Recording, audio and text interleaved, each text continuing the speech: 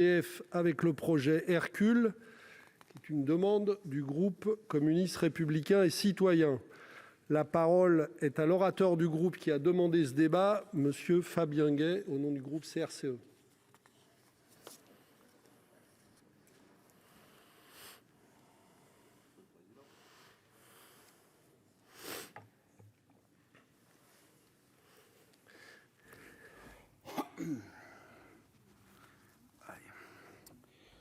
Monsieur le Président, Madame la Ministre, on a eu peur que vous ayez peur du débat, mais tant mieux que vous soyez avec nous. Mes chers collègues, le groupe CRCE a demandé ce débat sur l'avenir d'EDF et le projet Hercule pour 3 raisons.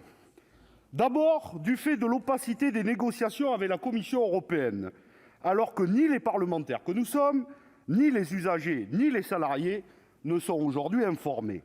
Le pire, c'est que vous envisagez de passer par un cavalier législatif dans le texte de la Convention citoyenne en nous demandant de vous autoriser à légiférer par ordonnance. Pour nous, c'est non, et je pense que l'ensemble des groupes qui composent cet hémicycle seront d'accord avec nous. La deuxième raison, c'est qu'à chaque démantèlement d'une entreprise publique, que ce soit France Télécom, GDF ou encore la SNCF, les prix explosent pour les usagers qui deviennent des clients et les conditions de travail des salariés se dégradent. Mais le pire, c'est lorsque vous livrez un monopole naturel au privé. Cela conduit souvent à des scandales financiers, économiques et sociaux, comme les privatisations des autoroutes ou de l'aéroport de Toulouse-Blagnac. Alors, plutôt que d'attendre 10 ans pour faire une commission d'enquête qui démontrera ce que nous savons déjà, chaque groupe doit se prononcer aujourd'hui. Voulons-nous livrer un monopole de fait et démanteler une nouvelle fois une entreprise publique, alors que tout nous invite à faire exactement l'inverse? Enfin, vous vous abritez derrière un argument. Ce projet Hercule ne serait qu'un débat très technique sur une simple réorganisation de l'entreprise, sans conséquence pour les usagers ni les salariés. Nous pensons au contraire que ce débat est extrêmement politique et qu'il n'y a pas de fatalité. Nous voulons profiter d'ailleurs de ce débat pour donner à toutes et tous les clés pour bien le comprendre. L'énergie, et donc EDF, est un bien commun, indispensable à toutes et tous, comme le rappelle notre Constitution et son préambule de 1946. Elle est nécessaire pour se chauffer, se laver, manger, mais aussi se déplacer, produire et consommer. Et avec l'arrivée de la 5G et des objets connectés, les data centers, les voitures électriques, les besoins en électricité et en énergie seront à l'avenir toujours importants. Nous avons donc besoin d'une véritable réflexion sur son système de production, de transport et de distribution, mais également sur la maîtrise de la demande énergétique, loin des slogans moralisateurs d'EDF avec sa campagne #MettonsPull. Les enjeux de souveraineté industrielle, sanitaire et énergétique devraient être au cœur des politiques publiques qui façonneront notre économie pour les années à venir. A contrario, le choix a été fait de la livrer au marché. Or, c'est précisément l'erreur que font les libéraux, avec des conséquences dramatiques. Théoriser que l'énergie est une marchandise comme une autre révèle soit d'une méconnaissance totale du sujet, soit de la mise en œuvre d'une véritable escroquerie en bande organisée. L'énergie est le seul bien où la production doit être absolument égale à la consommation pour notre marché national, même si, évidemment, nous pouvons être exportateurs ou importateurs, car aujourd'hui les réseaux sont connectés. Si vous produisez plus, c'est la surtension et le blackout. Si vous produisez moins, c'est la sous-tension et donc le blackout. En conséquence, le mythe de la compétition entre acteurs alternatifs et entreprises historiques, dans le but de faire baisser les prix, ne peut être qu'un leurre, car une entente entre l'ensemble des acteurs est absolument nécessaire pour livrer les besoins exacts aux usagers. Et donc les libéraux ont créé de toutes pièces un marché de l'énergie qui vise non pas à répondre à la demande ou à baisser les prix, mais bien à faire varier les prix artificiellement pour garantir des dividendes aux acteurs alternatifs. Et c'est précisément pour cela que depuis un siècle, des réflexions ont été engagées pour sortir l'énergie des lois du marché. Il aura fallu 2 tentatives avortées. La première, celle de Jean Jaurès en 1894, et la deuxième du Front populaire à la fin des années 30, pour que la France nationalise enfin le secteur de l'énergie électricité et gaz, mais aussi les mines, entre 1944 et 1947. Et un statut protecteur est également créé pour les agents par le ministre communiste Marcel Paul. EDF était la garantie d'égalité de nos territoires. Où que vous habitiez, vous aviez accès à l'électricité à un prix accessible au plus grand nombre grâce aux tarifs réglementés. Pourtant, à partir du début des années 90, la libéralisation est lancée avec la création de RTE pour le transport et Enedis pour la distribution. Hercule, c'est une nouvelle étape du démantèlement et de la déréglementation du secteur de l'énergie, puisque vous vous apprêtez à désintégrer l'entreprise publique et à la livrer au marché financier. C'est donc une nouvelle spoliation d'un bien commun, avec pour seul résultat des libéralisations 12 millions de personnes en situation de précarité énergétique, des augmentations successives des tarifs réglementés de près de 70% et les attaques incessantes contre ces tarifs réglementés. Ce projet Hercule, c'est l'enfant de Jupiter, négocié avec la Commission européenne. D'ailleurs, cette négociation est un marché de dupes, car augmenter le prix de l'Arenh pour mieux rémunérer EDF, fragilisé par les investissements à venir, en contrepartie de démanteler l'entreprise publique et de concéder des concessions au privé sur les barrages hydroélectriques, est une hérésie. Arrêtons-nous un instant sur ce système aberrant qu'est l'Arenh et prenons un exemple pour mieux en comprendre la situation. Imaginons que l'on demande à Renault de vendre un quart de sa production de Clio à Peugeot à prix coûtant, afin que Peugeot puisse venir concurrencer Renault sur le marché automobile. Vous pensez que c'est complètement fou? Eh bien, remplacez Renault par EDF et Peugeot par les acteurs alternatifs, et vous avez le système de l'Arenh. Ajoutons-y la demande des alternatifs de sortir de l'Arenh pendant la crise pour aller se servir sur le marché de gros de l'électricité, dont le prix du mégawatt était tombé à 21 € contre 42 avec l'Arenh. Pour les alternatifs, c'est donc fromage et dessert. Et ils auraient d'ailleurs tort de s'en priver, car c'est EDF et les usagers qui payent la note. N'oublions pas trop rapidement que l'Arenh avait été inventée, soi-disant, pour permettre aux acteurs alternatifs d'investir pour produire à leur tour. Résultat, le néant.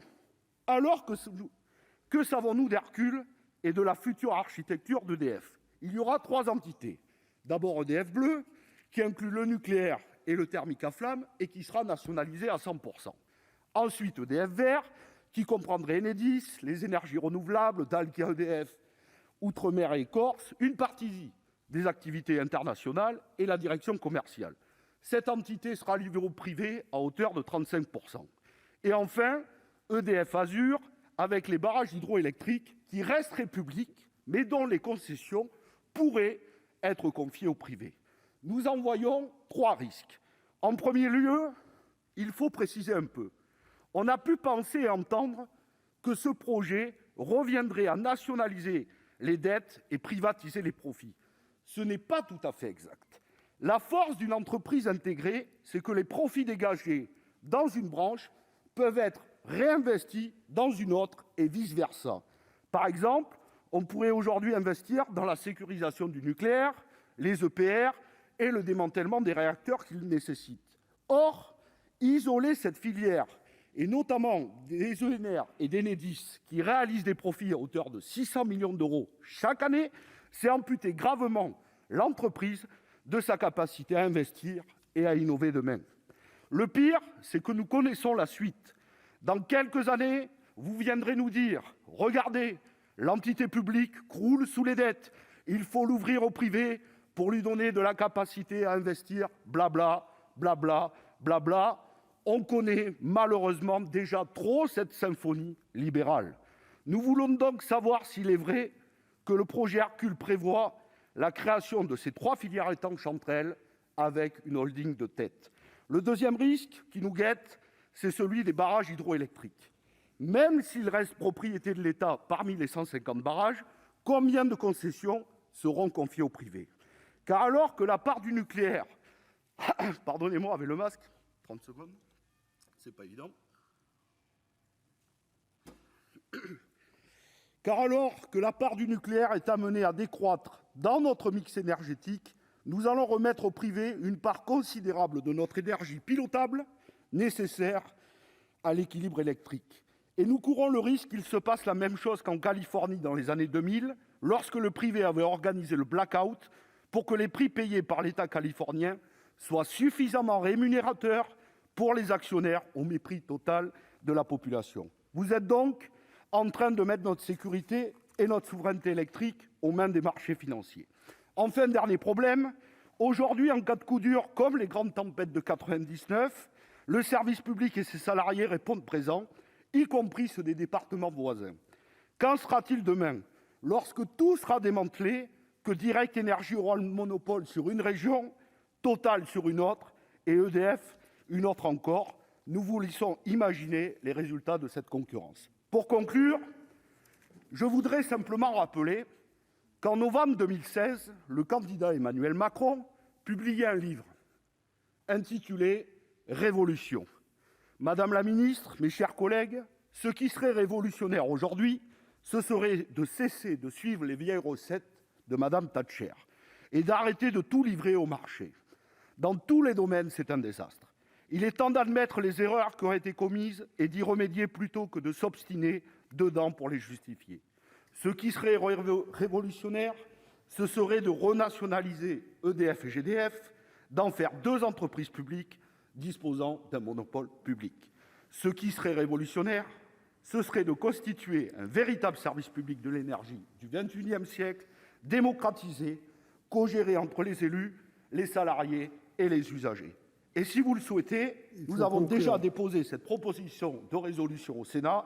Il n'y a plus qu'à la mettre à l'ordre du jour et à l'adopter. Voilà, je vous remercie de votre attention. Et désolé pour ce petit manque de voix, mais je vous remercie de participer à ce débat. Bonne soirée. Merci, chers collègues.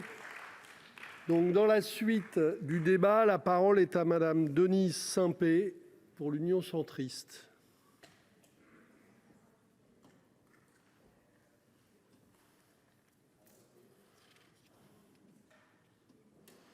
Monsieur le Président, mes chers collègues, Madame la Ministre, la réorganisation éventuelle du groupe EDF par le projet Hercule, élaboré par sa direction à la demande du gouvernement, ne manque pas d'interroger.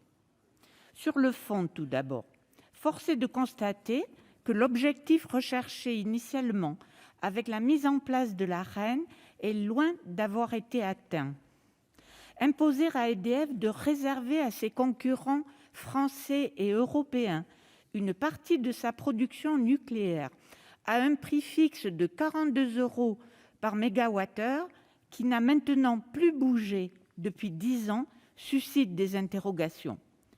Le bénéfice annoncé pour le consommateur, sous prétexte de concurrence accrue, est en réalité inexistant, avec un prix de l'électricité sans cesse croissant, au point que la précarité énergétique, auparavant un épiphénomène en France, est aujourd'hui une réalité grandissante.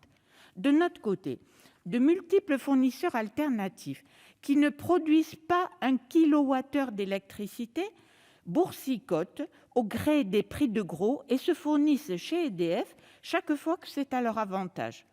Je comprends donc que l'État négocie âprement avec Bruxelles pour remédier à cette situation ubuesque qui met à mal notre champion mondial de l'électricité. Pour autant, le projet Hercule visant à séparer le groupe EDF en 3 entités m'interpelle. Que l'État souhaite conserver dans le giron national un EDF bleu gérant le nucléaire, énergie qui a permis à la France de bénéficier depuis des décennies de l'électricité la moins chère d'Europe, cela me paraît indispensable et je souscris pleinement à cette approche stratégique. Qu'il en aille de même pour un EDF Azur, dédié à la production hydroélectrique de nos grands barrages, j'y souscris également, sous réserve néanmoins que les autres exploitants déjà en place en France, comme la Chem dans les Pyrénées, voient également leurs intérêts préservés. En revanche, l'ouverture à des capitaux privés d'une filiale dite verte, dédiée aux activités de fourniture d'électricité aux particuliers et aux entreprises, au développement des EnR et surtout à la distribution d'électricité me paraît plus que hasardeuse. Sur la fourniture d'électricité, ce projet acterait la fin des tarifs réglementés en France, ce qui ne me paraît pas satisfaisant pour les abonnés concernés au vu de la situation économique des prochaines années. Sur les énergies renouvelables, je m'inquiète également que l'appât du gain lié à la promotion du grand éolien offshore puisse relayer au second rang la production d'énergie renouvelable photovoltaïque ou issue de la biomasse, solution qui valorise nos territoires. Mais surtout, je suis indignée à l'idée que le réseau de distribution électrique, qui appartient aux collectivités locales, à nos communes et qui a simplement été concédé à Enedis, puisse dépendre des desiderata d'investisseurs privés. Cette hypothèse me laisse sans voix. Investir sur le réseau électrique est une nécessité, ce n'est pas une option. Les coupures d'électricité liées aux intempéries nous le rappellent régulièrement. J'ajoute que la péréquation nationale issue du TURP est la seule garante d'un service public de qualité, y compris en zone rurale. Le principe d'égalité des usagers du service public en dépend. Aussi, pourquoi vouloir remettre en question un système électrique national qui a fait ses preuves au risque de transformer, avec le projet Hercule, le groupe EDF en un colosse aux pieds d'argile? Sur la forme maintenant, pouvez-vous me confirmer, Madame la Ministre, qu'un projet de loi sera bien présenté au Parlement sur ce sujet, comme vous nous l'aviez annoncé ici au Sénat lors d'une audition au mois de novembre dernier? Je vous remercie. Merci, cher collègue. La parole est maintenant à Jean-Claude Tissot pour le groupe socialiste, écologiste et républicain.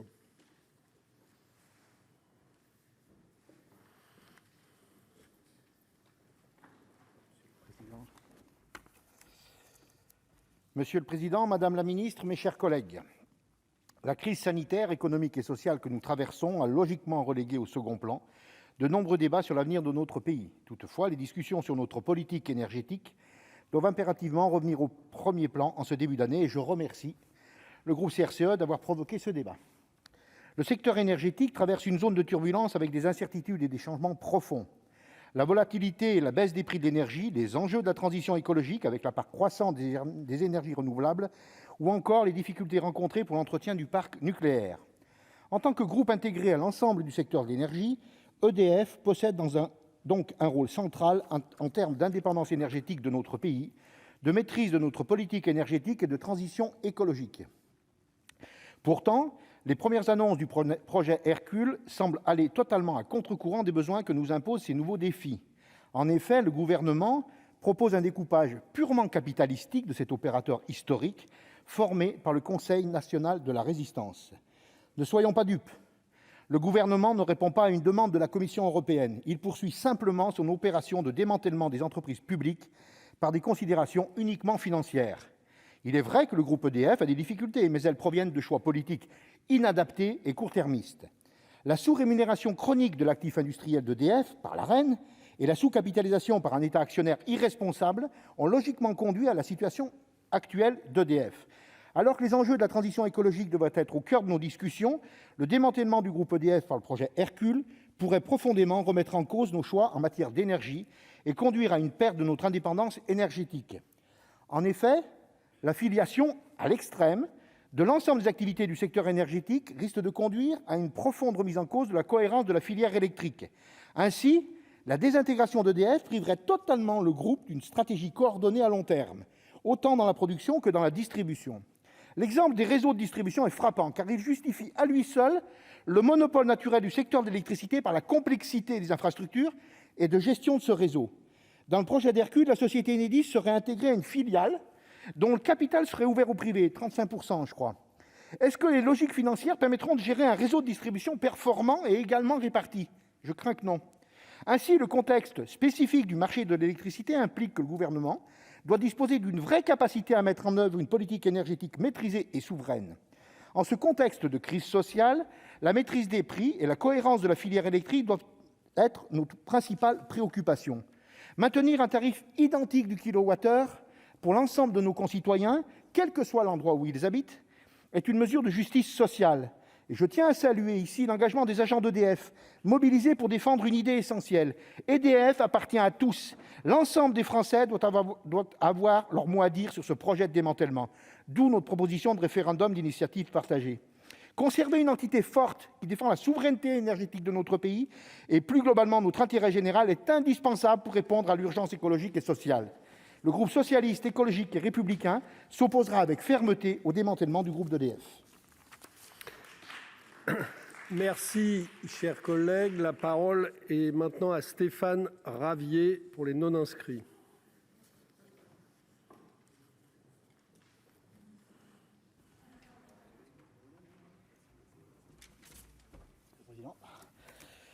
Monsieur le Président, Madame la Ministre, mes chers collègues, la réalité nous oblige à dire que l'un de nos derniers fleurons industriels, qui est EDF, est en danger de mort. Pour tenter de le sauver, la réponse d'Emmanuel Macron s'appelle Projet Hercule et repose sur un démantèlement en 3 filiales. La première, les infrastructures et les activités coûteuses de production pour EDF Bleu, supportées par l'État. Le deuxième, les activités de distribution rentables pour EDF Vert, ouverts au marché financier.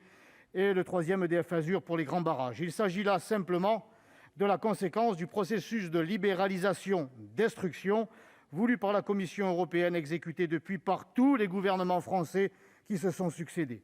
En 2000, votre Europe a forcé EDF à devenir une société anonyme.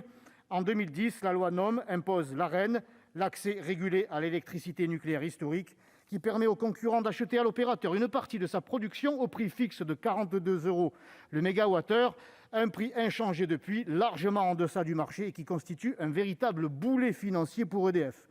Notons que le coût de l'énergie aura augmenté de 50% pour les ménages durant la même période, preuve que la concurrence n'est pas toujours synonyme de baisse des prix. On voudrait aujourd'hui nous imposer la mise en concurrence de nos concessions hydrauliques, alors qu'elles devraient être, au contraire, bénéficier d'une protection prioritaire en restant sous contrôle entier de l'État. Puisque ce projet fait appel à la mythologie herculéenne, osons nettoyer les écuries de Bruxelles. Sortons des traités européens qui nous pénalisent, sortons des logiques masochistes antinationales et antisociales, refusons collectivement de livrer nos capacités énergétiques aux appétits voraces de quelques financiers et reprenons la main. Nous en avons les talents, à nous d'en trouver les moyens. EDF, deuxième producteur d'électricité au monde, nous assure une électricité parmi les moins chères en Europe et les moins dispendieuses en gaz carbonique de tous les pays développés. Il ne s'agira donc pas d'un retour en arrière avec un État impotent, mais de se projeter dans le futur avec un État stratège, protecteur, qui permettra aux hommes et aux femmes d'EDF de piloter, d'innover et donc de pérenniser leur entreprise, de garantir le statut des agents, tout en fournissant dans le meilleur respect de l'environnement la même qualité de service à leurs clients. Pour assurer sa compétitivité, les défis d'avenir exigent de tourner le dos aux talibans verts coupés des réalités économiques et réellement écologiques. L'avenir d'EDF passe par une maîtrise de sa dette, aujourd'hui colossale, 70 milliards d'euros, un investissement considérable, certes près de 200 milliards, mais vital pour la livraison de 30 EPR d'ici 2085, le grand carénage du parc nucléaire, l'innovation dans les nouvelles énergies, la combinaison vertueuse nucléaire-hydraulique et par la suppression de l'Arenh. Les Français ne doivent pas subir les coupures, les blackouts que tous les pays du monde subissent aujourd'hui pour avoir cru à l'hérésie, à l'idiotie que l'énergie était un bien marchand comme un autre. L'énergie, Madame la Ministre, n'est pas un bien marchand sur lequel on peut spéculer à l'envi. C'est une garantie d'indépendance et donc de protection nationale. Elle ne saurait donc être laissée entre les mains d'idéologues et de financiers. Par conséquent, pouvez-vous nous dire, Madame la Ministre, si d'autres scénarios que ce projet Hercule ont été envisagés par le gouvernement pour sauver EDF? Bien, merci, chers collègues. La parole à notre collègue Gérard Longuet, Gérard Longuet pour le groupe Les Républicains.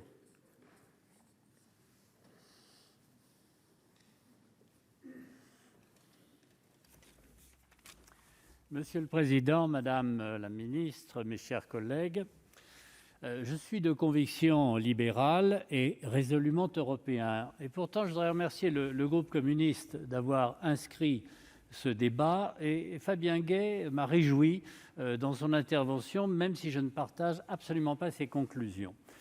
Force est de reconnaître que dans ce débat, Madame le ministre, vous avez une énorme responsabilité, une charge, une belle charge, non pas une culpabilité, une responsabilité. Pourquoi ? Parce que vous allez avoir à combattre la Commission européenne. Et franchement, en 5 minutes, je ne parlerai que d'un seul sujet, qui est en effet l'avenir de l'énergie électrique nucléaire. Il y a d'autres énergies que l'électricité, l'énergie électrique nucléaire. La Commission, est-ce l'effet de ces mesures, les 4 paquets en 25 ans, les directives, les règlements, a considérablement contribué à affaiblir le nucléaire dans notre pays parce qu'elle commet une erreur sur l'analyse de marché. Pour qu'il y ait une rencontre d'une offre et d'une demande, il faut pouvoir équilibrer, il faut pouvoir stocker. L'électricité ne se stocke pas, vous l'avez rappelé. L'électricité se transporte mal. Mais surtout, et c'est le 3e point que méconnaît complètement la Commission, c'est que l'électricité, la production électrique est devenue le résultat de choix politiques. Il se trouve que certains pays européens récusent le nucléaire, c'est leur droit, mais ils doivent en tirer les conséquences. Leurs coûts de production seront nécessairement plus élevés, surtout si l'on leur impute, ce que je souhaite profondément, le coût de la tonne de CO2 qu'ils émettent.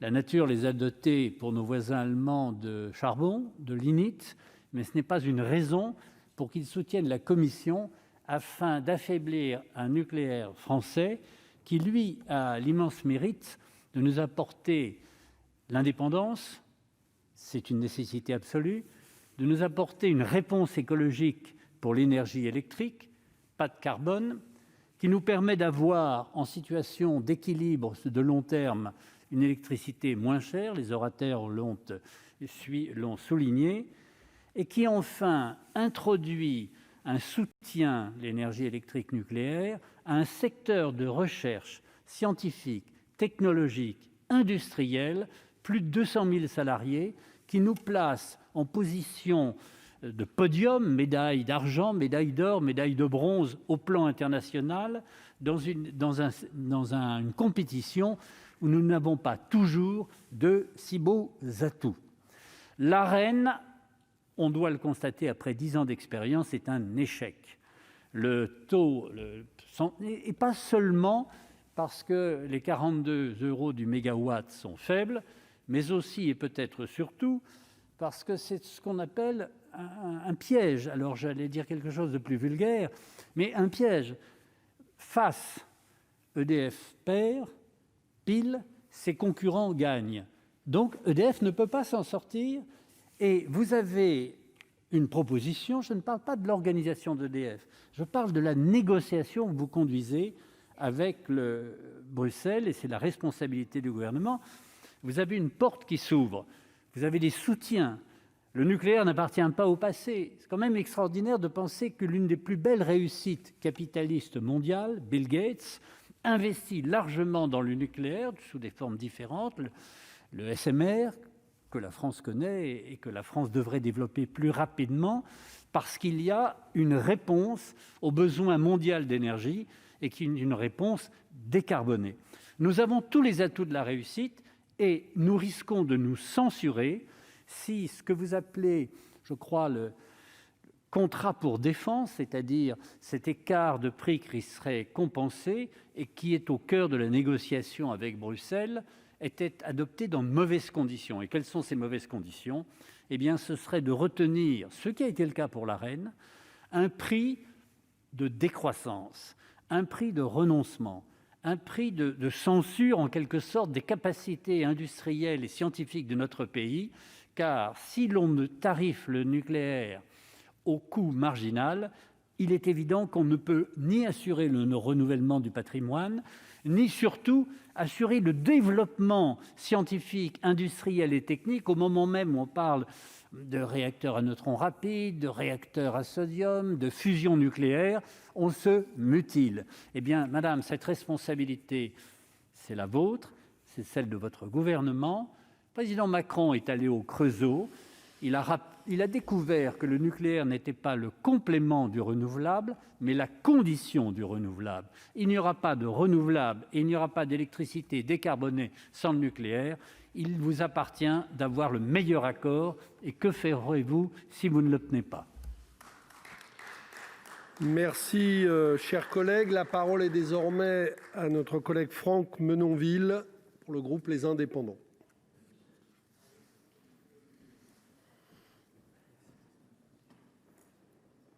Monsieur le président, madame la ministre, mes chers collègues, depuis quelques semaines, l'avenir d'EDF au travers le projet Hercule est au cœur de l'actualité.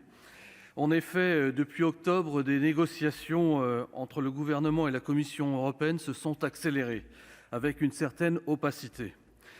Je salue donc la tenue de ce débat initié par nos collègues du groupe CRCE autour de l'avenir d'EDF, fleuron de l'État stratège, sujet aujourd'hui ô combien majeur et stratégique. Comme chacun le sait, les débats liés à la politique énergétique sont souvent placés sous le signe du nucléaire. La France a fait le pari de l'atome et ce pari a été réussi, il faut le rappeler. Cette formidable aventure industrielle lancée au milieu du siècle dernier a donné à notre pays une avance considérable et des prix compétitifs.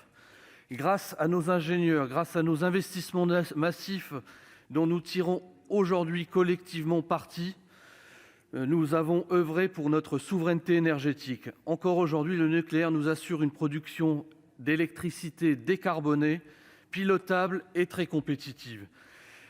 Il est aujourd'hui illusoire d'espérer atteindre la neutralité carbone dans notre pays sans le nucléaire. Cet actif national constitue donc un atout pour la transition énergétique. Il représente aussi assurément un atout concurrentiel pour nos concitoyens et nos entreprises. Cependant, nous devons également faire preuve de lucidité face à la situation dans laquelle se trouve notre appareil de production, entièrement détenu par EDF. J'identifie deux principales difficultés qui sont interdépendantes. La première, c'est le vieillissement de notre parc nucléaire et la seconde, c'est la tarification applicable à l'électricité en France. Notre parc a été construit en à peine 2 décennies.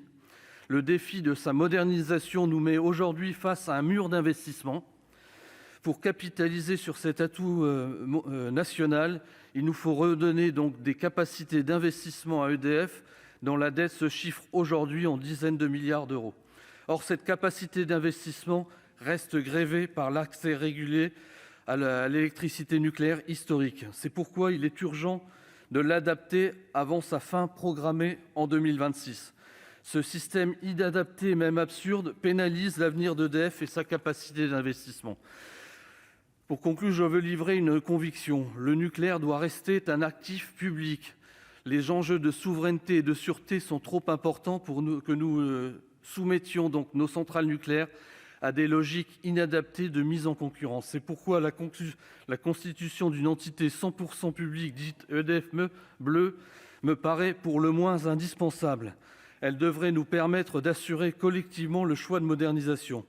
Mais il est indispensable dans les mêmes temps d'assurer le développement des énergies renouvelables qui n'ont ni les mêmes contraintes ni les mêmes avantages. La constitution donc d'une entité spécifique EDF Vert, ouverte aux capitaux privés, resterait majoritairement détenue, nous dit-on, par EDF Bleu. Peut certes s'avérer donc pertinente pour stimuler l'innovation, mais de grandes garanties doivent nous être apportées et nous en manquons. Je pense notamment au développement de la filière hydrogène, véritable potentialité d'avenir pour EDF. Mais il me semble nécessaire, comme ça a été dit par des orateurs précédents, d'exclure de ce dispositif la distribution.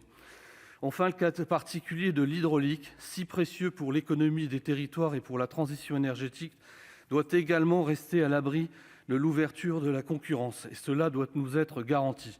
Dans ces conditions, le projet Hercule, s'il voyait le jour, doit apporter un certain nombre de garanties, doit être porteur aussi d'une ambition d'avenir pour EDF et de garantir qu'il demeure un ensemble complètement intégré et contrôlé par l'État, afin d'assurer une stratégie globale garantissant durablement notre souveraineté énergétique. Nous en sommes loin. Par contre, un statu quo, notamment concernant l'Arenh, serait aujourd'hui préjudiciable pour l'avenir d'EDF. C'est pour cela qu'il faut poursuivre des échanges déterminés et légitimes avec la Commission européenne. La France doit être déterminée dans la défense de ses intérêts pour garantir l'avenir de notre géant mondial, porteur de notre souveraineté énergétique.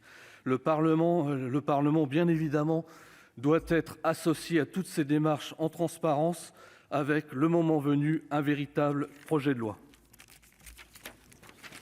Bien, merci, chers collègues. La parole est maintenant à Daniel Salmon pour le groupe Écologie, Solidarité et Territoires.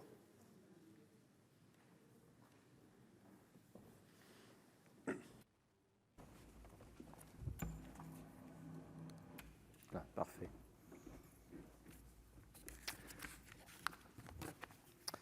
Monsieur le Président, Madame la Ministre, mes chers collègues, si les écologistes ont rarement été en accord avec la politique énergétique menée par EDF, une politique jamais débattue démocratiquement, nous reconnaissons le rôle moteur de cette entreprise stratège, garante d'un service public efficace et d'une qualité de service reconnue de par le monde.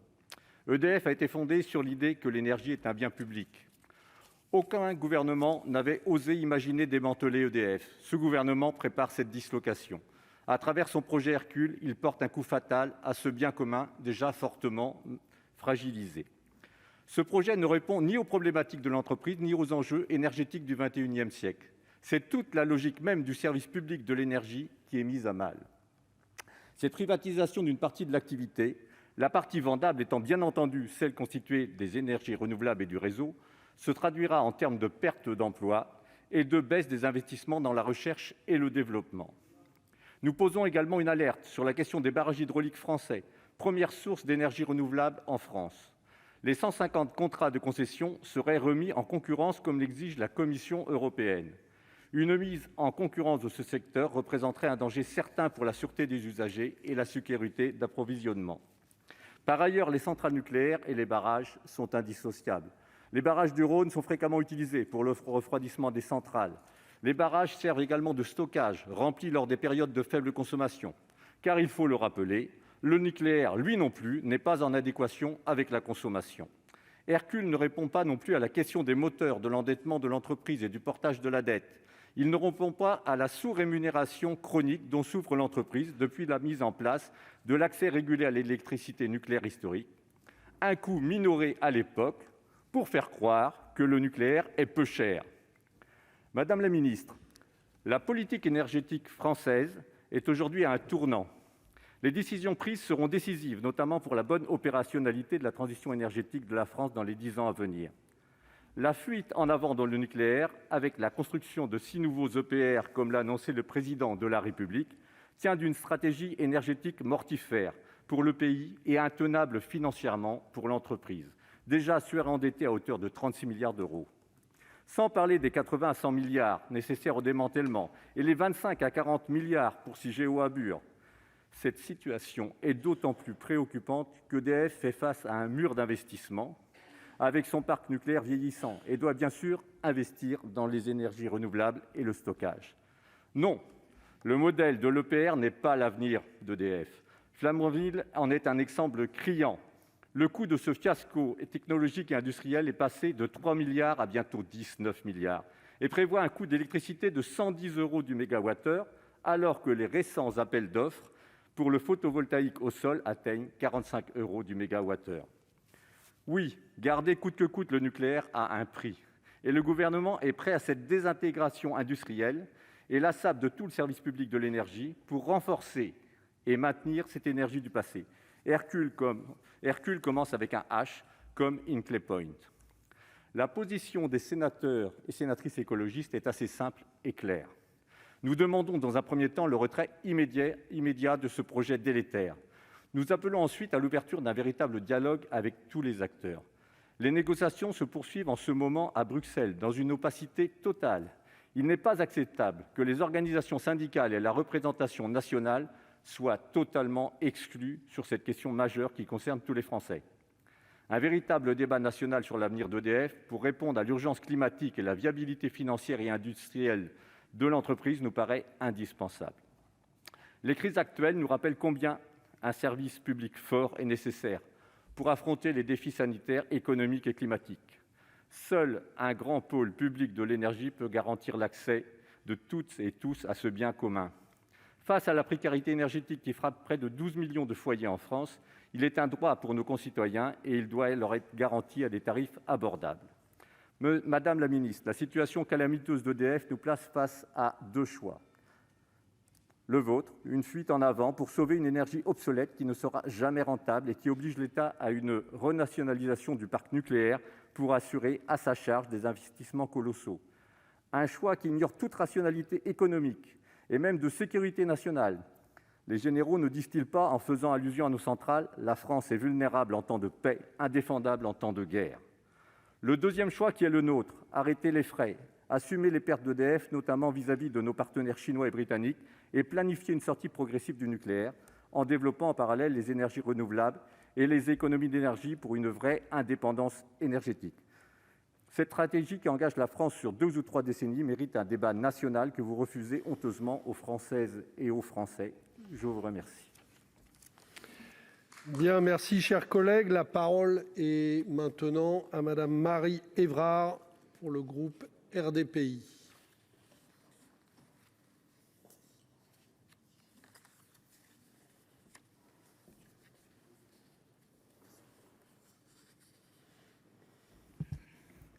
Monsieur le Président, Madame la Ministre, chers collègues, évoquer l'avenir d'un grand groupe national et international comme Électricité de France, EDF, suscite inévitablement des controverses. Mais le projet de réorganisation Hercule mérite mieux que des caricatures et de surfer sur des craintes légitimes des salariés de l'entreprise et des consommateurs. Au contraire, comme l'a déclaré le Président de la République lors de son discours relatif à la stratégie et à la méthode pour la transition écologique le 27 novembre 2018, nous pouvons transformer les colères en solutions. Avec EDF, notre pays dispose d'un champion national, mais aussi international. Ce champion dispose d'un parc de production d'électricité parmi les plus décarbonés au monde grâce au nucléaire et à l'hydroélectricité. C'est une chance et nous pouvons en être fiers, alors que la transition énergétique et la décarbonisation de l'économie sont dans tous les agendas. Le 8 décembre 2020, le Président de la République a rappelé au cours de sa visite de l'usine Framatome du Creusot le choix fait par la France d'un mix électrique reposant sur 2 sources décarbonées, le nucléaire et les énergies renouvelables. Il a affirmé à cette occasion que notre avenir énergétique et écologique passe par le nucléaire.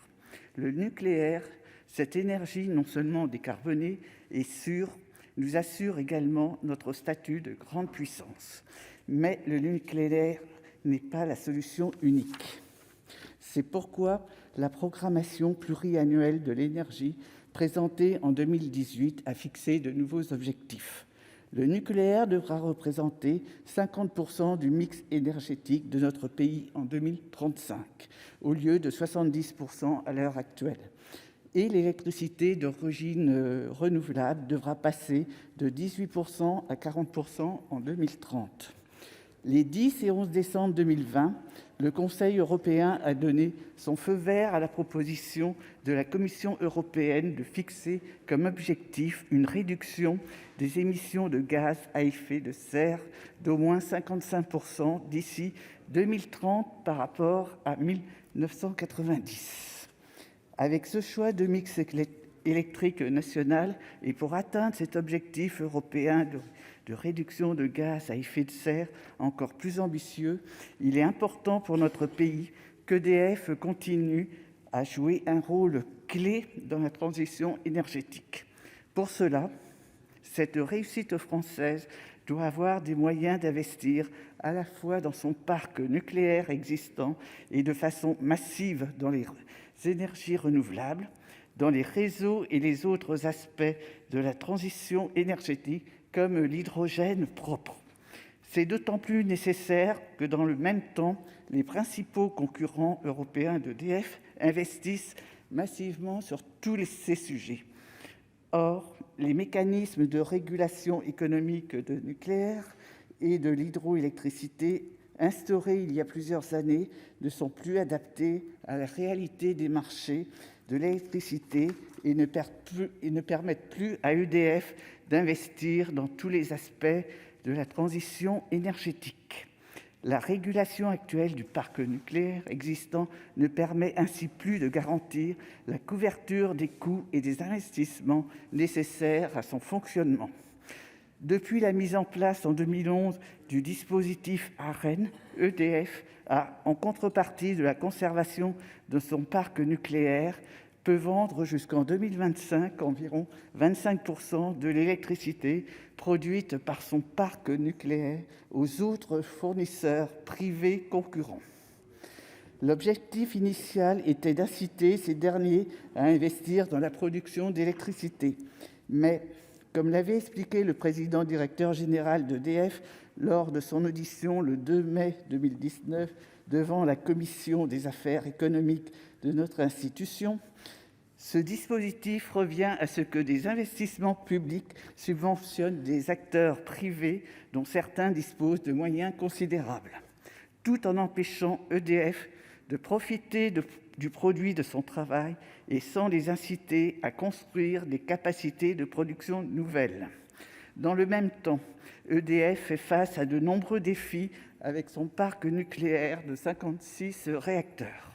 Initialement estimé à 55 milliards d'euros, le coût des travaux du grand carénage devrait être beaucoup plus élevé, 100 milliards d'euros selon la Cour des comptes, posant la question de son financement. Alors que les plus anciens réacteurs en fonctionnement dépassent leur 40e année d'exploitation, l'allongement de la durée d'exploitation des réacteurs est un autre enjeu économique majeur. À cela s'ajoute la revalorisation à la hausse des coûts globaux des EPR d'Hinkley Point et de Flamanville et la construction annoncée de 6 nouveaux EPR en France. En parallèle, les développements dans l'hydroélectricité, deuxième source de production électrique dans notre pays, sont bloqués dans l'attente du règlement des contentieux communautaires. Parce que les Français ne comprendraient pas qu'EDF soit relégué au second plan pour relever les défis multiples de la transition énergétique, le projet Hercule de réorganisation du groupe EDF, fruit de négociations européennes particulièrement difficiles, doit permettre à notre champion national de tenir son rang. Pour autant, notre groupe restera extrêmement vigilant sur la finalisation de ce projet. Il n'est pas question ici de démantèlement d'EDF. Cette réorganisation du groupe et de ses activités ne doit en aucun cas casser le fleuron de l'énergie français. Par ailleurs, quid des structures dans l'hydroélectrique devenues obsolètes, dont l'ouverture à la concurrence a été souvent repoussée. Nous attendons enfin que le projet Hercule puisse permettre à EDF de financer tous les aspects de la transition énergétique et écologique évoqués en permettant à l'entreprise de rester aux avant-postes en la matière. Il faut conclure maintenant. Oui, ça y est. Excusez-moi. La parole est maintenant à Jean-Claude Requier pour le groupe RDSE.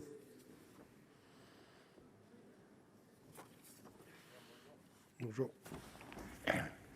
Monsieur le Président, Madame la Ministre, mes chers collègues, l'électricité bénéficiant d'un statut particulier est considérée par le Conseil d'État comme un produit de première nécessité non substituable, ce qui explique que sa production ne puisse être traitée comme une activité de marché quelconque. Depuis l'acte unique européen, le dogme de l'ouverture de la concurrence du marché de l'électricité grignote progressivement notre souveraineté énergétique et nous en subissons les conséquences. Le plan de sabotage Hercule impose une nouvelle séparation des activités d'EDF en 2 ou 3 entités portées par une société holding. EDF Bleu portant la production nucléaire à capitaux, 100% public, et éventuellement ses barrages hydroélectriques, qui pourraient toutefois être cantonnés au sein de l'entité EDF Azur. Et EDF Vert ouvert aux capitaux privés, incluant les énergies renouvelables et Enedis. En laissant à cette scission, le prix de l'ARENH pourrait enfin être revalorisé pour redonner à EDF une capacité d'investissement qui lui fait actuellement défaut et lui offrir de la marge face à son fort endettement. L'AREM, contrepartie à la situation monopolistique d'EDF, est fixée à 42 € le mégawattheure depuis 2012, à raison du refus par la Commission européenne de toutes les propositions de révision. Il pénalise EDF et le place dans une situation inéquitable face aux fournisseurs alternatifs qui se tournent soit vers l'AREM, soit vers le marché de gros, soit vers la justice dès que cela les arrange. L'ouverture à la concurrence n'a pour l'instant ni favorisé l'émergence de nouvelles capacités de production par ces fournisseurs alternatifs, ni profité aux consommateurs. La concurrence artificielle à marché forcé sur les industries de réseau, dont la nature se prête peu à ce jeu, se fait ainsi au détriment des consommateurs, ce qui n'est pas conforme ni aux principes généraux du droit à la concurrence, ni aux objectifs de l'ouverture du marché européen de l'énergie. La baisse des prix de l'électricité n'a pas eu lieu. Quelle ironie. Le groupe RDSE ne peut envisager une maîtrise de la production énergétique et des réseaux qui ne demeurerait pas dans les girondes de l'État et qui ne garantirait pas la sécurité d'approvisionnement de la France. De surcroît, après toutes les subventions octroyées par l'État pour le développement des énergies renouvelables, il serait inacceptable de perdre la main sur ce secteur devenu très rentable. Le projet Hercule fait d'ailleurs l'objet de spéculations sur le marché. Nous pensons pour notre part que le capital d'EDF doit demeurer largement public. La transition énergétique et le respect de l'accord de Paris supposent que l'État préserve le contrôle sur le nucléaire et l'ensemble des énergies renouvelables, hydrauliques compris, avec leurs risques et leurs bénéfices. Nous craignons que la réorganisation des activités d'EDF finisse par affaiblir davantage le nucléaire, fleuron de l'industrie française, construit et financé par les contribuables, à contre-courant du discours prononcé au Creusot dans lequel le président de la République déclarait que l'atome devait continuer à être un pilier du mix énergétique pour les décennies à venir. S'il s'agit en revanche, dans une démarche tactique, de ne pas confier au marché une partie des activités actuellement réalisées par EDF, comme une mise à l'abri des concessions hydroélectriques face aux exigences de la Commission européenne quand elle en mise à la concurrence, nous serions favorables. Mais nous craignons que la solution retenue ne permette d'éviter cette issue. L'absence de transparence nous inquiète. L'obtention des informations à travers la seule presse n'est pas acceptable. La représentation nationale doit être associée sur un projet aussi fondamental et stratégique. Pourquoi ne pas instaurer une nouvelle commission Chamsort ? Les salariés et les citoyens sont totalement exclus de l'état des négociations entre la France et la Commission européenne et les interrogations sont donc légitimes. Est-ce l'étape ultime du processus de libéralisation engagé dès les années 90 ou est-ce une tentative de protection de nos actifs énergétiques ? Démantèlement ou préservation du patrimoine national énergétique, nous considérons que le gouvernement doit rendre compte des négociations en cours et rassurer nos concitoyens ainsi que les salariés d'EDF quant à l'avenir de notre souveraineté énergétique, la préservation des emplois, l'accès de tous à l'énergie à un prix abordable. Madame la ministre, merci de nous indiquer dans quel scénario nous sommes afin que nous puissions, nous parlementaires à notre tour, réaliser nos propres travaux d'Hercule par un positionnement clair et argumenté. Et pour rester dans la parabole herculéenne, la pression du tout-marché qui s'exerce sur notre société est aussi puissante et lancinante que celle que produit la dérive des continents au niveau du détroit de Gibraltar. Aussi, les colonnes d'Hercule, qui pourraient matérialiser le bicamérisme cher au président du Sénat, constitué de deux assemblées, seront-elles assez fortes pour résister aux forces en présence ? En tout cas, une seule colonne hésitante ne suffira pas. Merci, chers collègues. Et la parole est maintenant à Marie-Claude Varayas pour le groupe communiste républicain citoyen écologiste. Merci, Monsieur le Président. Madame la Ministre, mes chers collègues, alors que nous sommes au cœur d'une crise sanitaire et économique sans précédent, que chacun s'inquiète des conséquences, il faut bien le dire, de la pandémie sur sa vie quotidienne, mais aussi sur notre futur collectif, le gouvernement se lance en catimini dans la réorganisation du secteur électrique français. Fin 2018, le président de la République a demandé à Jean-Bernard Lévy, président d'EDF, de réfléchir à la réorganisation des activités du groupe afin, je cite, de renforcer sa contribution à la transition énergétique et de mettre en œuvre les orientations définies dans le plan prévisionnel de l'énergie. Or, il semble aujourd'hui que, loin des enjeux de transition énergétique, c'est bien la poursuite du processus de libéralisation initié en 1996 qui se profile avec le projet Hercule. Nous l'avons dit, et je pense que nous partageons tous ce constat, le secteur et la filière électrique dans son ensemble sont des outils stratégiques essentiels. Pourtant, comme cela a été souligné lors du débat d'hier, la sécurité d'approvisionnement reste fragile.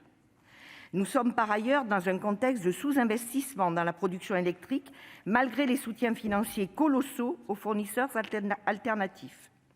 En effet, la part des énergies renouvelables est encore largement minoritaire dans la consommation énergétique des ménages et des entreprises, loin des objectifs du paquet climat-énergie. Celui-ci prévoit ainsi, à l'horizon 2030, de réduire les émissions de gaz à effet de serre d'au moins 40% par rapport à 1990 et de porter la part des énergies renouvelables à 32%. Parallèlement, la précarité énergétique augmente dans notre pays. Il faut savoir qu'elle touche un ménage sur 5. Pourtant, l'électricité est un bien essentiel et l'accès à l'énergie à un prix abordable est un droit que l'on doit garantir à tous les usagers participant pleinement au droit au logement décent reconnu à valeur constitutionnelle. L'État dispose alors d'une responsabilité première sur l'organisation de ce secteur. Si EDF, détenu à 83,6% par l'État, reste un géant au premier rang mondial, dont le chiffre d'affaires atteignait 69 milliards en 2018, il n'en demeure pas moins que le groupe est endetté à hauteur de 41 milliards d'euros, que le secteur électrique et en particulier la filière nucléaire est fragilisée. Autrefois fierté de la nation, elle est depuis l'accident de Fukushima interrogée et objet de défiance sur la durée de vie soutenable des centrales garantissant la sécurité de tous. Réduire EDF au nucléaire, comme l'a fait le président Macron lors de son discours du Creusot, est mortifère. Prétendre résoudre tous ces dysfonctionnements en généralisant le marché, en éclatant un peu plus EDF, en segmentant les activités et en privatisant les énergies renouvelables et le réseau de distribution est un non-sens. Ce serait une fuite en avant, alors que l'urgence climatique exige une planification et des investissements massifs de long terme incompatibles avec le marché, puisqu'ils exigent une forte maîtrise publique. Nous le répétons encore une fois, l'avenir d'EDF ne peut se négocier dans l'opacité et le secret, c'est l'affaire de tous. La réponse du Premier ministre qui explique que les négociations avec Bruxelles se poursuivent et qu'aucun accord n'a été trouvé à ce stade peine à nous convaincre. Il en est de même de la promesse du maintien d'une entreprise intégrée. Comme l'a souligné Fabien Gay, comment des entités indépendantes pourront-elles être intégrées ?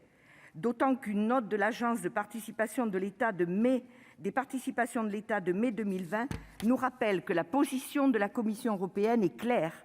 Il faut démanteler EDF et l'éclater en 4 structures étanches. Cette position interdit la mise en place d'une stratégie de groupe et de toute politique industrielle cohérente. Pire, elle permettrait que les filiales de la holding EDF se fassent concurrence entre elles. Que dire enfin de la demande de séparation juridique des activités nucléaires qui interdirait que les bénéfices tirés des investissements déjà amortis ne puissent être réinvestis dans des activités nucléaires nouvelles ? Enfin, comme cela a été confirmé par la réponse du Premier ministre aux organisations syndicales, l'équipement électrique du pays, les prix de l'énergie et l'amélioration du service public sont les grands absents de ce projet.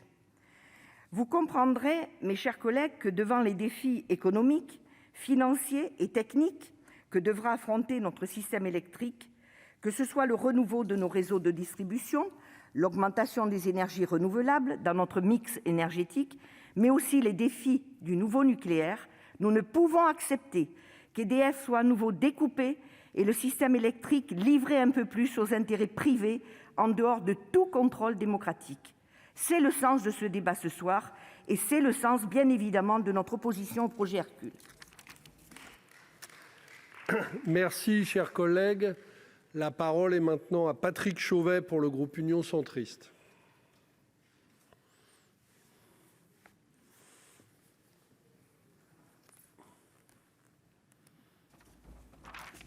Monsieur le président, madame la ministre, chers collègues, le débat proposé aujourd'hui par nos collègues du groupe CRCE concernant l'avenir d'EDF, le contenu du projet Hercule et ses conséquences pour l'ensemble de l'entreprise est à la fois opportun en termes de calendrier et légitime dans les interrogations qu'il suscite. J'aurai donc, comme nos autres collègues, de nombreuses questions. Opportun tout d'abord, car des craintes et des doutes sont en train de naître, faute d'informations officielles et de réponses claires de la part d'EDF et du gouvernement. La presse se fait régulièrement l'écho du projet Hercule, sans que nous soyons associés aux réflexions et aux décisions, sans que les salariés ne comprennent l'avenir qu'on leur trace. Initié par le précédent gouvernement, qui a demandé au groupe EDF de réfléchir à sa propre réorganisation, le projet Hercule devrait aboutir à une réorganisation profonde des différentes composantes du secteur électrique français que sont les activités de production, de transport, de distribution et de fourniture d'électricité exercées par le groupe. La présentation officielle de ce projet devait initialement être effectuée en fin d'année 2019, puis repoussée à de nombreuses reprises en raison de la prolongation des discussions entre la France et les institutions européennes. Où en est-on, Madame la Ministre, de ce calendrier ? Ce débat est opportun également, car toutes les rumeurs courent sur le fond du projet Hercule. Elles sont contradictoires et entraînent de l'inquiétude. Les nouvelles modalités d'organisation proposées suggèrent la création de plusieurs structures, parfois 2, parfois 3. On évoque une EDF bleue, une EDF verte, une EDF azur, chacune reprenant une partie des activités actuelles: le nucléaire, l'hydraulique, le transport d'électricité, la distribution, la fourniture d'électricité, les énergies renouvelables. Le périmètre de chaque entité est également très évolutif. L'État détient quasiment 84% du groupe EDF. C'est donc bien à lui de définir les objectifs et les ambitions d'un tel projet de réorganisation. Madame la ministre, quelle est la stratégie du gouvernement ? Quel cadre, quels objectifs et quelles ambitions avez-vous donné au projet Hercule ? Notre débat est également légitime sur le fond. La réorganisation d'EDF suscite de nombreuses interrogations en matière juridique, d'enjeux sociaux pour les salariés et d'avenir pour une entreprise dans un domaine stratégique. J'aimerais en relayer quelques-unes. Concernant le nucléaire, par exemple, les critiques régulières autour du mécanisme d'accès régulé au nucléaire historique, l'Arenh, est une des motivations principales à la réorganisation du groupe. Celui-ci est fortement endetté, à hauteur de 41 milliards d'euros à fin 2019, et fait face à un mur d'investissement, notamment au titre de la rénovation du parc existant et de la construction de l'EPR de Flamanville. Pour contribuer à ces investissements, une réforme de l'Arenh supposée mieux garantir les revenus d'EDF est sollicitée de longue date. EDF souhaiterait à la fois l'augmentation du tarif de l'Arenh et une refonte du système afin que les fournisseurs dédommagent EDF lorsqu'ils recourent au marché de gros. C'est un enjeu essentiel pour le respect de la concurrence sur le marché de l'énergie, mais aussi et surtout pour le maintien d'un coût abordable pour les consommateurs. Cette réforme doit, à notre sens, être concomitante à celle de la réorganisation du groupe. Sans cela, le projet Hercule ne pourra être accepté. Cela implique de présenter d'importantes sécurités juridiques en matière de respect du droit de la concurrence et de séparation des activités dans le projet Hercule. Néanmoins, réformer le marché du nucléaire ne doit pas conduire à un démantèlement du groupe historique français ni à une augmentation des prix de l'électricité en France. Enfin, d'un point de vue social, la crainte des salariés s'est manifestée par 2 journées de grève fin 2020.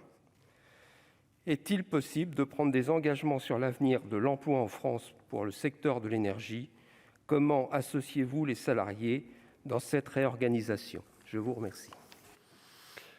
Merci, cher collègue. La parole est désormais à Serge Mérilou pour le groupe socialiste, écologiste et républicain.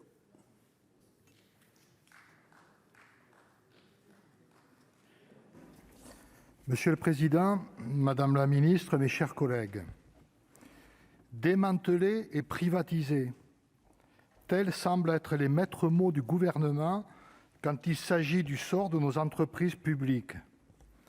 Après ADP, l'avenir du groupe EDF inquiète. Le projet Hercule, qui va hypothéquer l'avenir d'un de nos fleurons industriels et mettre à mal notre service public de l'énergie, est la seule proposition que le gouvernement a trouvée pour satisfaire les exigences européennes.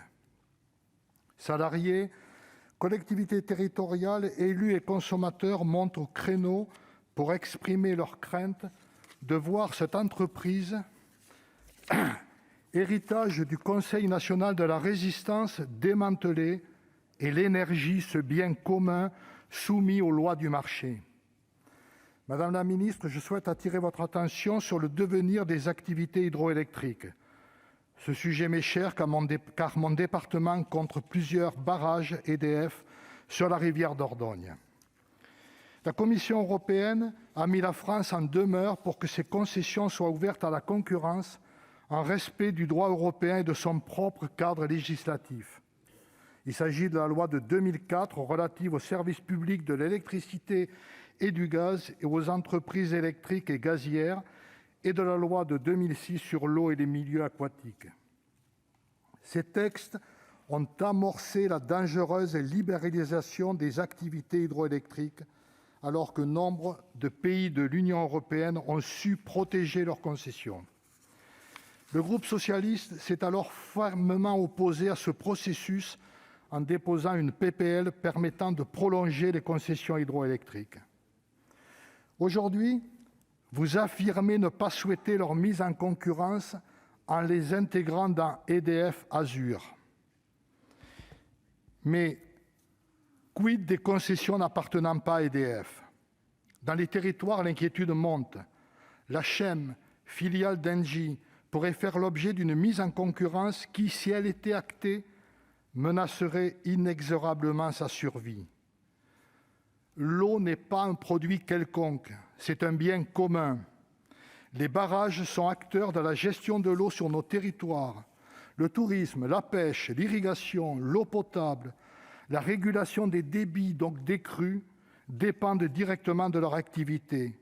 La mise en concurrence des concessions serait un coup dur pour cette gestion. Madame la ministre, pouvez-vous nous assurer que la filialisation de l'hydroélectricité ne se traduira pas, in fine, par une sortie de l'hydraulique d'EDF pour faire face aux exigences de la Commission? Votre projet de scission ouvre à terme la brèche vers une désintégration du groupe dans une logique purement libérale. Ce n'est pas acceptable pour nous, socialistes, qui tenons au service public et à la préservation de notre aménagement du territoire. Le moment est venu pour que l'État stratège prenne le pas sur l'État régulateur, ou je dirais liquidateur, qui plie devant les diktats de l'Union européenne. C'est pourquoi nous avons décidé de déposer une proposition de référendum d'initiative partagée. Je vous remercie. Bien, merci, chers collègues. La parole est maintenant à Daniel Gremillet pour le groupe Les Républicains.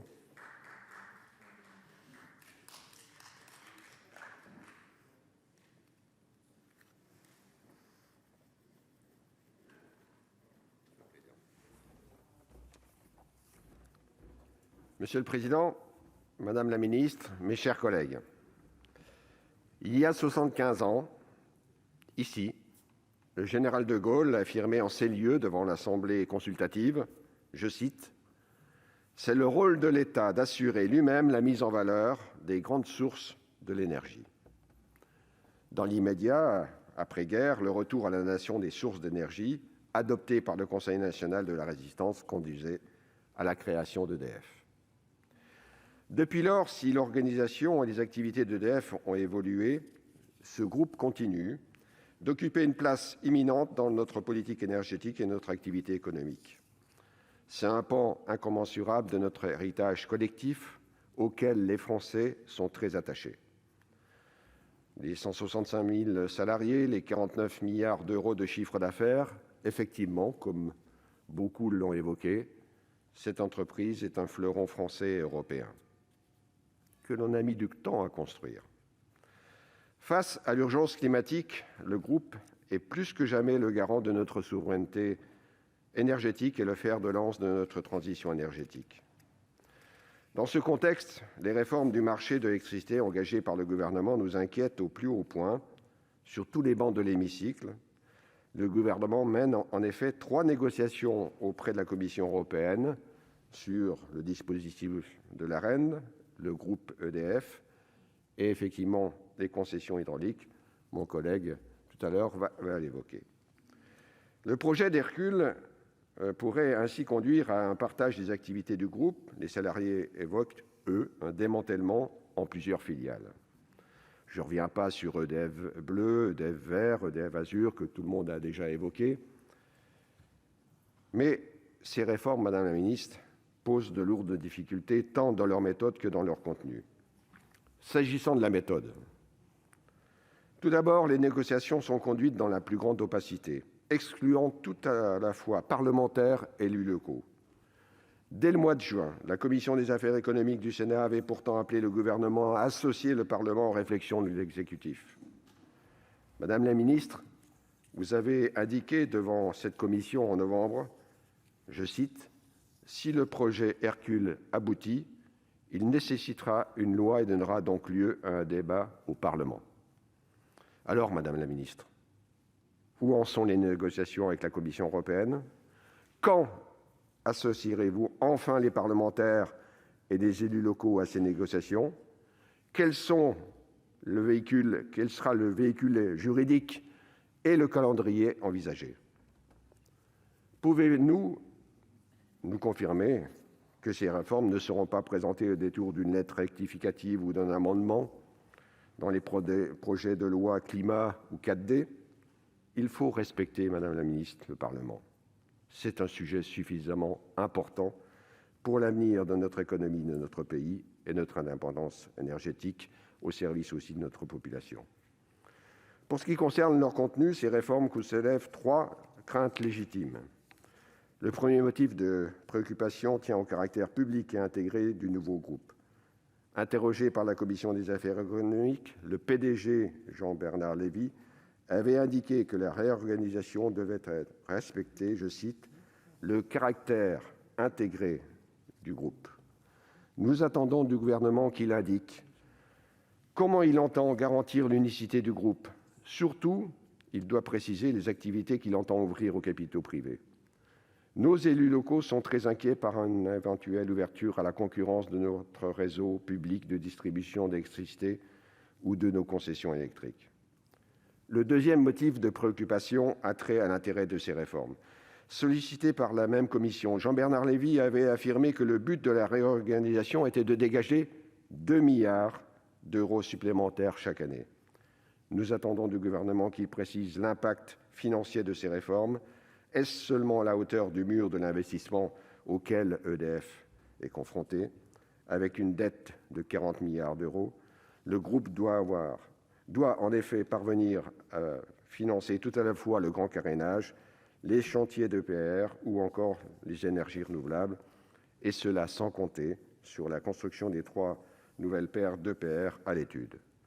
Le dernier motif de préoccupation concerne les répercussions de ces réformes, car elles auront un impact sur les salariés du groupe, c'est un point, sur les concessions des collectivités ou le prix de l'électricité. Sur tous ces points, le gouvernement doit apporter des réponses claires à la représentation nationale. Il est dangereux de réformer dans le brouillard sur un sujet aussi sensible alors que la crise sanitaire est toujours devant nous. Je voudrais aussi remercier le groupe d'avoir mis ce sujet effectivement à l'ordre du jour. C'est un sujet suffisamment important et on l'a vu à travers l'intervention de toutes les sensibilités, le domaine aussi stratégique, Madame la Ministre, qu'il porte pour nos concitoyens et pour l'avenir de notre économie. Merci. Merci, chers collègues. La parole est maintenant à Jean-Jacques Michau pour le groupe socialiste, écologiste et républicain.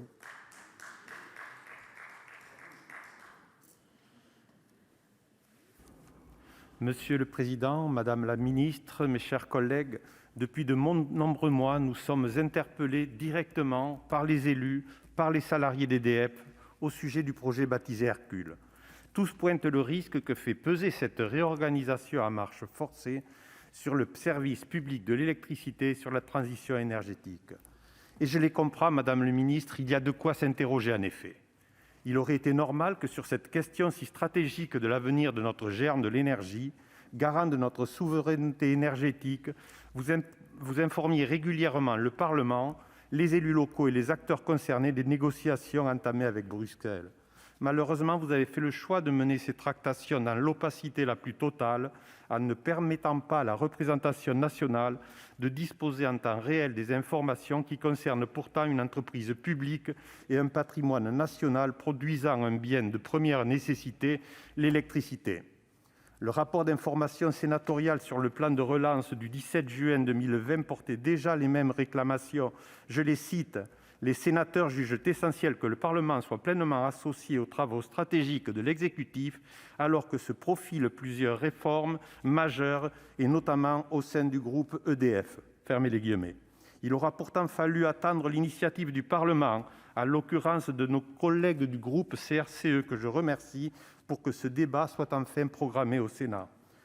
Alors nous nous interrogeons, Madame la Ministre, pourquoi ne pas avoir associé la représentation nationale à ce projet qui touche directement à la souveraineté énergétique de notre pays ? Pour que le débat sur votre projet de scission et de démantèlement d'EDF ne soit pas confisqué, nous avons décidé avec d'autres parlementaires de déposer une proposition de référendum d'initiative partagée. Car, Madame la Ministre, nous ne pouvons accepter que notre réflexion sur ce projet ne soit guidée que par des impératifs de mise en concurrence.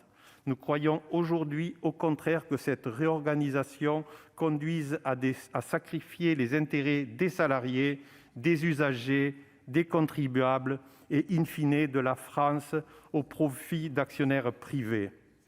Un autre sujet d'inquiétude majeure concerne la possible privatisation des barrages. Quel sera leur destin ? Là encore, nous n'en savons rien. Enfin, Madame la Ministre, cette restructuration suscite beaucoup d'inquiétudes en termes d'impact social. Madame la Ministre, nous voulons que les réponses précises soient enfin apportées à la représentation nationale. Pouvez-vous nous dire quel est précisément l'état d'avancement des négociations avec la Commission européenne ? Comment comptez-vous préserver les secteurs essentiels et stratégiques de notre pays afin de préparer une transition écologique qui demandera des investissements massifs ? Allez-vous enfin associer la représentation nationale à vos travaux et quel véhicule législatif allez-vous utiliser pour soumettre cette réforme au Parlement ? Et enfin, comment répondez-vous au désarroi des salariés ? Merci, cher collègue. Et la parole au dernier intervenant, Michel Savin, pour le groupe Les Républicains.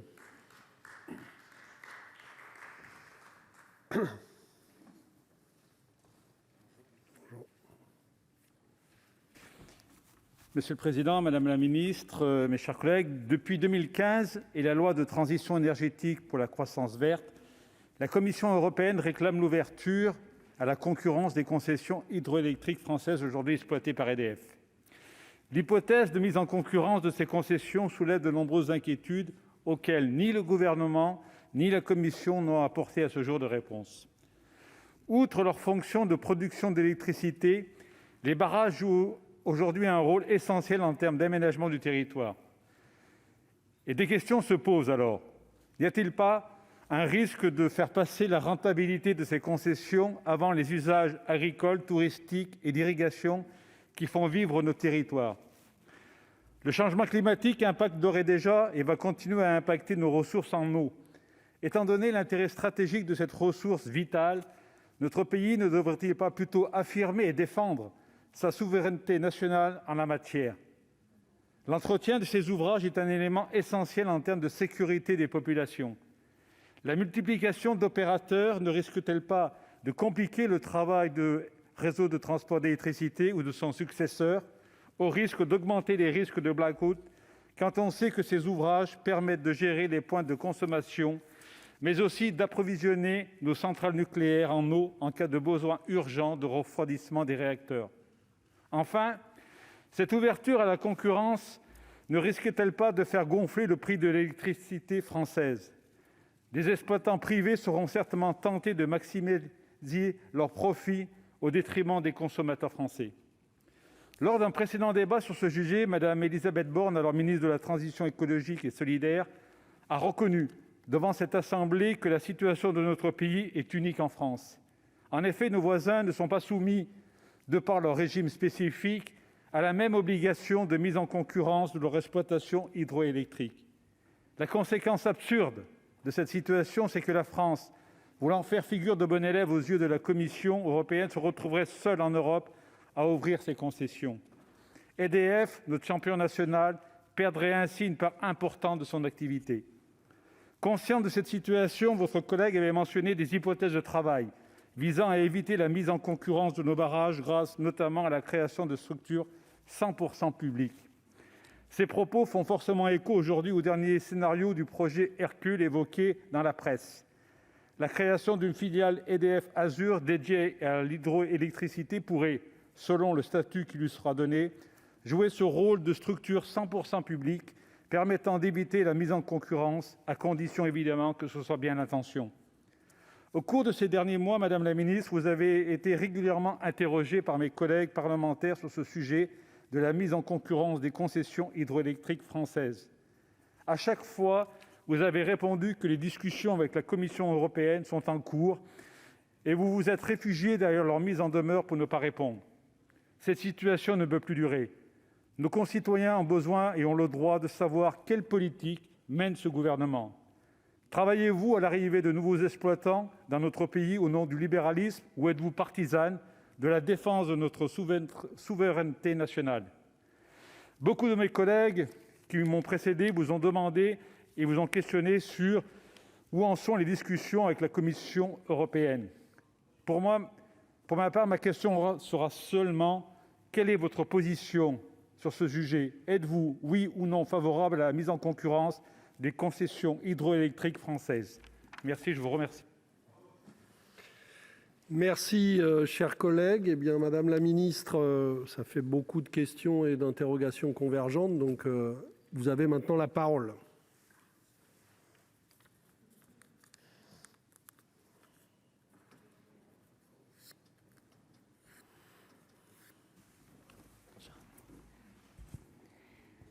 Monsieur le Président, Mesdames les sénatrices, Messieurs les sénateurs, alors ce soir, dans l'hémicycle, nous parlons toutes et tous de l'avenir.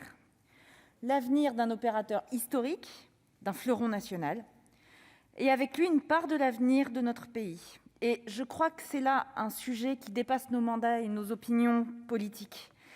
Parce que malgré les clivages, nous avons tous à cœur d'assurer un meilleur avenir pour notre pays. Pourtant, j'ai entendu beaucoup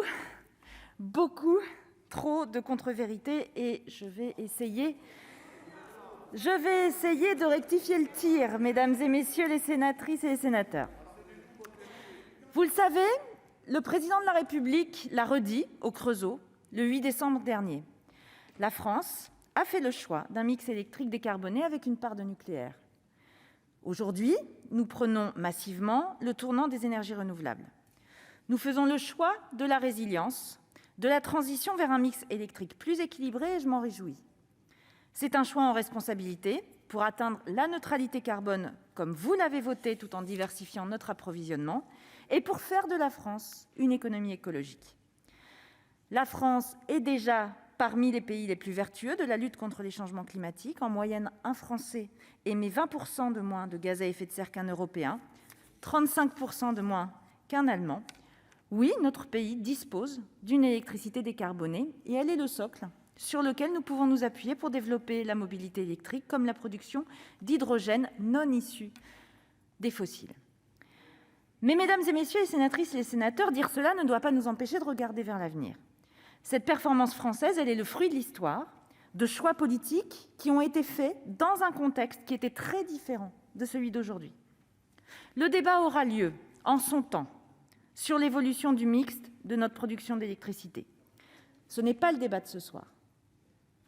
Mais ce soir, j'ai entendu des craintes que vous avez exprimées. Et lorsqu'on parle d'un fleuron français, il est normal qu'il puisse exister des interrogations, des doutes, des craintes même parfois.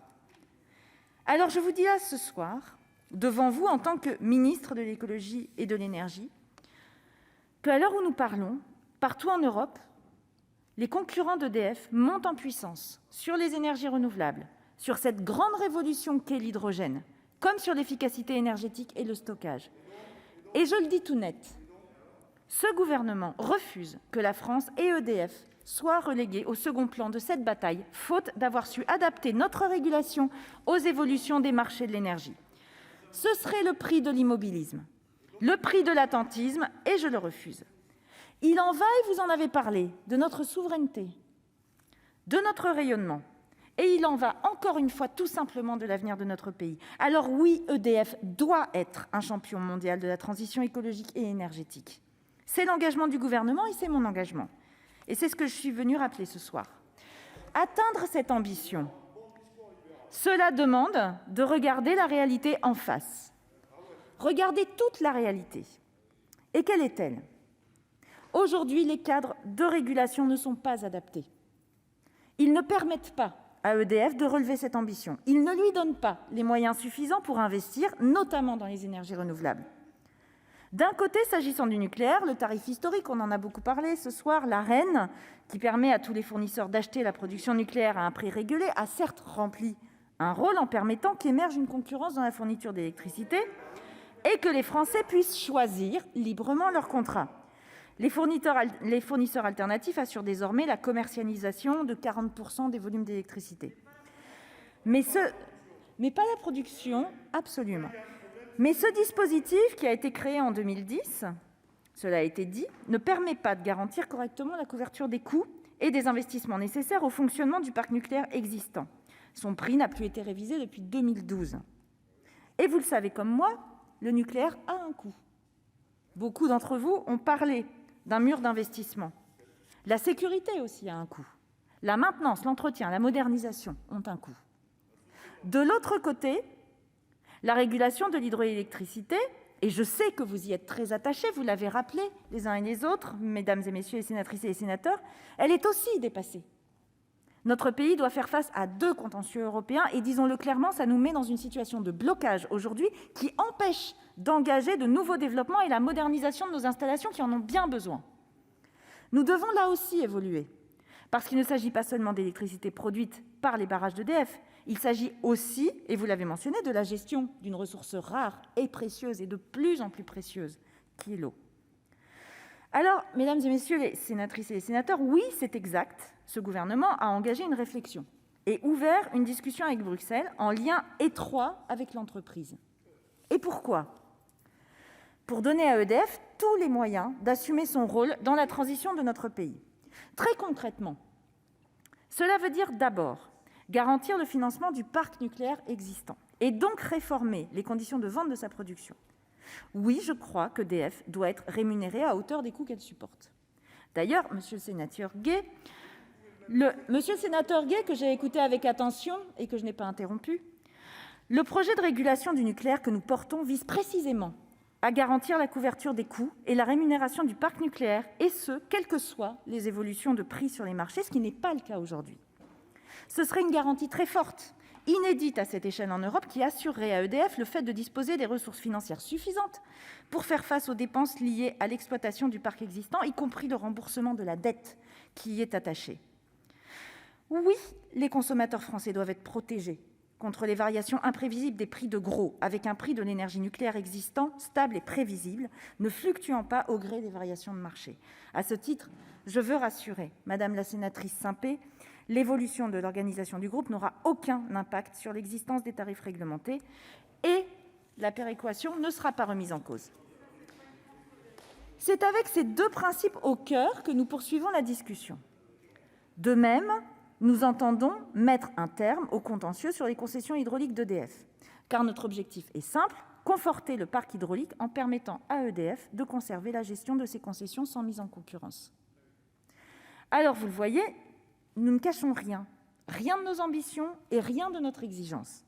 Bien sûr, certains voudraient faire croire que la discrétion qui préside à ce type de négociation et qui préside à tout type de négociation avec Bruxelles est le signe d'un complot pour je ne sais quel résultat.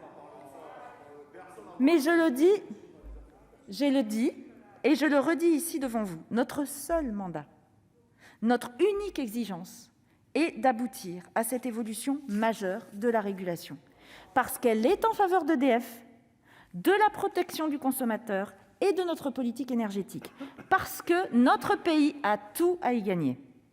Et comme nous n'avons rien à cacher, je le dis avec la plus grande clarté, oui, ces évolutions, si nous arrivons à un accord, nécessiteront une modification de certaines des structures internes du groupe. La Commission sera attentive à la manière dont les activités de production régulées seront organisées par rapport aux autres activités du groupe. Mais laissez-moi être clair jusqu'au bout, car ce soir, comme depuis le début de ce projet, 3 contre-vérités continuent à être professées. Non, nous n'allons pas dépecer EDF comme vous le prétendez. Non, nous n'allons pas non plus démanteler le groupe. Et oui, évidemment, nous préserverons le statut des salariés auquel je veux ce soir rendre hommage et que je veux rassurer. Ce dont nous parlons ce soir, c'est bien de doter EDF d'une structure à même de pérenniser ses activités, d'accroître ses perspectives de développement et de financer sa croissance. Et pour assurer le financement des parcs nucléaires et hydroélectriques, tout en constituant un grand champion des nouveaux métiers de la transition. Alors avec ce projet, les parcours professionnels des personnels d'EDF seront préservés, le statut des industries électriques et gazières sera préservé, et l'ensemble des activités restera détenu très majoritairement par EDF dans le cadre d'un groupe public et intégré. Je rappelle que l'actionnariat privé existe déjà dans EDF. La question, et on pourra l'envisager, c'est par exemple de mettre des plafonds. Et ça fera partie du débat. Parce que oui, mesdames les sénatrices et messieurs les sénateurs, EDF est une entreprise publique et le restera. Cela fait partie de l'ADN du groupe et même, je crois, d'une part de l'ADN français. Mais nous ne sommes qu'au début de ce chantier. À ce stade, nous ne sommes pas encore parvenus à un accord global avec la Commission européenne et les échanges se poursuivent. Cela prend du temps. Mais c'est aussi parce que le gouvernement tient bon sur les points essentiels du projet et parce qu'on veut qu'il soit solide. Et si cette négociation ouvre le champ des possibles, je le dis devant vous, jamais elle ne préemptera la voix des élus de la nation et l'indispensable discussion parlementaire sur l'avenir d'EDF avant toute réforme. Et je vous confirme que cette discussion ne se fera pas dans le cadre d'un projet de loi climat et résilience ou dans le cadre d'un projet de loi 4D. Ce sera une discussion spécifique sur ce sujet. De même, une réorganisation ne peut se faire qu'en débattant et en décidant dans le cadre des instances de gouvernance du groupe avec les partenaires sociaux. Je m'y engage car je crois que ce dialogue, ce débat à venir, c'est beaucoup plus qu'une obligation légale ou politique, c'est le gage de la meilleure décision pour le pays. Voilà, mesdames les sénatrices, messieurs les sénateurs, ce que je voulais vous dire ce soir. Loin des rumeurs, loin des contre-vérités, loin des peurs, avec ce projet, nous entendons donner à EDF les moyens de rester le premier électricien bas carbone d'Europe, en sécurisant le financement de son parc historique et en dégageant les moyens nécessaires pour devenir un champion de la transition énergétique. Nul démantèlement, nul dépeçage, nulle remise en cause du statut des salariés n'est au programme. C'est bien à assurer l'avenir de la transition énergétique de la France que le gouvernement travaille et vous pouvez compter sur ma totale détermination. Je vous remercie. Bien, merci Madame la Ministre. Le débat pour ce soir est clos. Mes chers collègues, je vais lever la séance. La prochaine séance, mardi 19 janvier à 9h30 pour les questions orales.